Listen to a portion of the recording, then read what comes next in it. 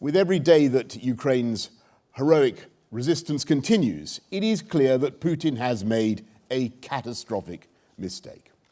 And you have to ask yourself why he did it. Why did he decide to invade this totally innocent country? He didn't really believe that Ukraine was going to join NATO anytime soon. He knew perfectly well there was no plan to put missiles on Ukrainian soil. He didn't really believe the semi-mystical guff he wrote about the origins of the Russian people. I know you read it, Nostradamus meets Russian Wikipedia. I think that wasn't what it was about. I think he was frightened of Ukraine for an entirely different reason.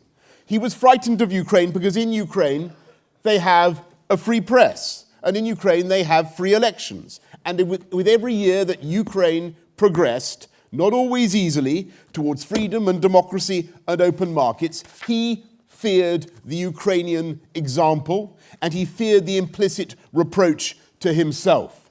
Because in Putin's Russia, you get jailed for 15 years just for calling an invasion an invasion. And if you stand against Putin in an election, you get poisoned or shot.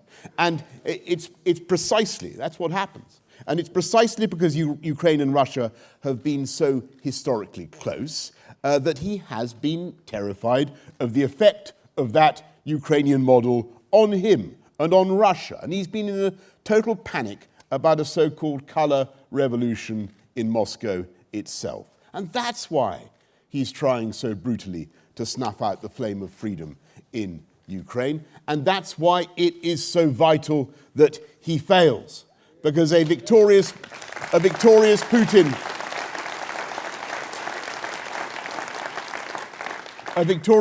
will not stop in Ukraine, and the end of freedom in Ukraine will mean the extinction of any hope of freedom in Georgia and then Moldova. And it will mean the beginning of a new age of intimidation across the whole of Eastern Europe, from the Baltic to the Black Sea. And if Putin succeeds in crushing Ukraine, it will be the green light for autocrats everywhere, in the Middle East, in the Far East. This is a turning point for the world, and it's a moment of choice. It's a choice between freedom and oppression. And I know there are some around the world, even in some Western governments, who invoke what they call realpolitik, and who say that we're better off making accommodations with tyranny. I have to say I believe they are profoundly wrong. And that to try to re-normalize relations with Putin after this, as we did in 2014, would be to make exactly the same mistake again. And I'm very grateful to my friend Ben Wallace, also there in the front row, for his foresight many months ago, and for getting me to read Putin's crazy essay, which I did. And we're talking continuously, Liz, Ben and I were talking continuously to our colleagues in the Ukraine support group to discuss what more we can do. And those conversations go on literally every day, and there will be more. I'm proud of what we did on sanctions. We were in the lead in sanctioning SWIFT and the banks when banning Aeroflot.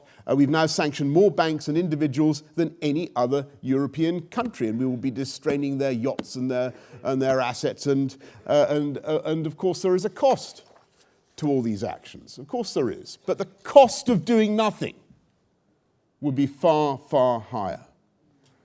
Putin's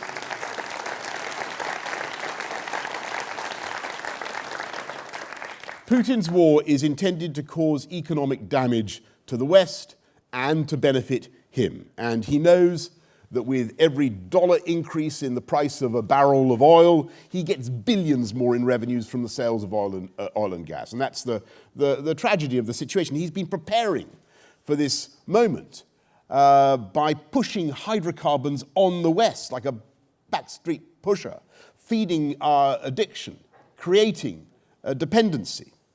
And now he wants to weaken the collective will to resist by pushing up the cost of living, hitting us at the pumps and in our fuel bills.